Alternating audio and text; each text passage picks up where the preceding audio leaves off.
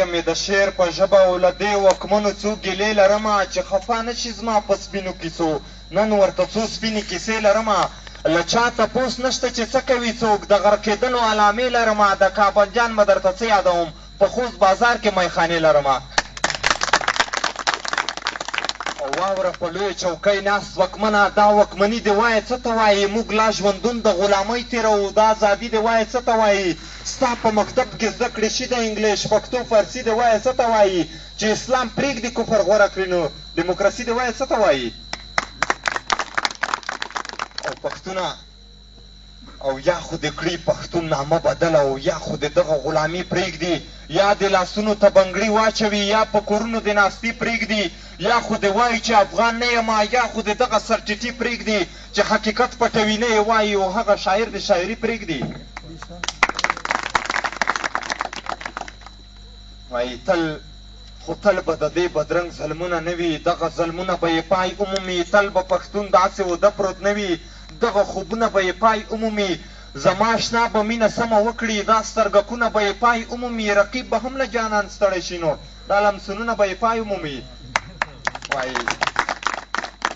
او دا مې د خدای او د رسول دښمن دی غازي لالیه په دې سر یې وله د تکبیر غږ پرې کړه ګزار پرې کوه زغره ماتېږي په ټټر یې وله وطن پرې واره سور اور وګرځوه مه یې پرېږده په سمه غر یې وله وطن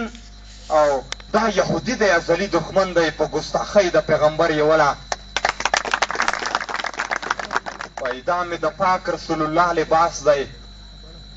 دې کړۍ ته هم توجه وغواړم وایي دا مې د پاک رسول الله لباس دی په سپین دستار تورونه مه لګوئ د ستا سیاح مجددي خو نه دی زما په یار تورونه مه لګوئ تروریست نه د یهودیانو خوار شئ په حکمتیار تورونه مه لګوئ زمونږ دغه د جنت زینت او زمونږ په دار تورونه مه لګوئ وایي 1.5 میلیونه شهیدان مو څه کړل راته مشرانو جهادي ووایئ تاسو په خېټو ډک بنګلو کې ناست یئ دلته یتیم له لوږې مري ووایئ د څه لپاره مو جنګونه وکړل استاد سیاف رباني ووایئ نو بیا کرزی بچایي ولې کوي چې ژړوي یې بېوسي ووایئ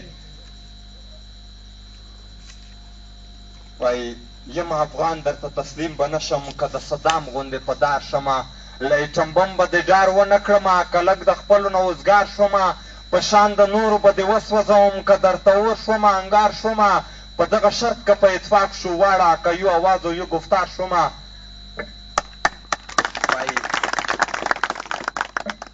بلا د ګډه ماتوي یې درنه او د کلي خلکو دروازې مه تړئ او د پښتنې د سر ټکری کوزیږي ځوانانو پاڅېږئ جذبې مه تړئ بېګا چا بیا داسې ویل په چغو پر باباجان مې لاس او خپې مه تړئ له حد نه زیات کول تاوان پېښوي او په تار د صبر حوصلې مه تړئ او ای د محمود غزنوي باچیانو ای د محمود غزنوي باچیانو تر ډیلي پورې حکومت مو څه شو ای د میرویس د احمدشاه زمنو امپراتوري یا شجاعت مو څه شو تاسو قتل چې خور مو سپیو خوړه پښتنو وایئ نن غیرت مو څه شو چې دې نړۍ درته سلام کولو ووایئ هغه پت عزت مو څه شو رالنډوم یې وایي پښتنو دغه سوال مې ومنئ چې خپل تاریخونه مو ژوندي کړئ بیرته له زنو جوړ کړئ احمدشاه و امان بیرغ مو پورته پر ډیلي کړئ بیرته ټول سره یو شئ او مین شئ سره سرور یو بل ته زړګي کړئ بیرته او پورته شئ وښیئ دنیا ته غیرت خپل منځ کې ټینګ او ورورولي کړئ بیرته مننه کوم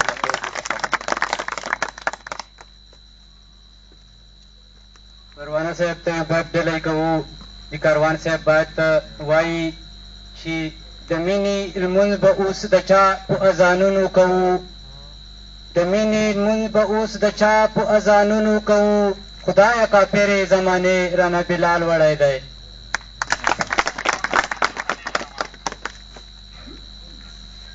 راځه چې وکړو نن یو څو خبرې ډکې له مینې